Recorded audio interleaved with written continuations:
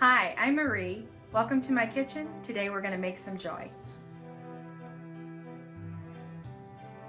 So when I am grating up ginger, actually I store this in the freezer. It'll stay for months. I just put it into like a Ziploc safe storage bag. And then when I'm trying to grind it, like in this case, we need 1 tablespoon of ground fresh ginger, which is really going to make your dish pop.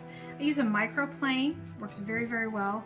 And basically, I just run it over. It's okay with the skin on. It's going to cut it into such tiny, tiny pieces that actually the skin will come right off. So I'm just going to grate this right into the spoon so I can know exactly how much 1 tablespoon is. And I'm going to make sure I get the stuff, see I got a lot on the back here, so I'm going to make sure to take all that off, put that into the tablespoon. That's going to add. It may take a little bit of time to get this, but I'm going to grate this for our chicken. It's going to add a lot of flavor. If you like this video, please hit the thumbs up button. If you want to see more videos like these to give you some joy, please click on the subscribe and the bell to receive notification of my newest videos. Thank you.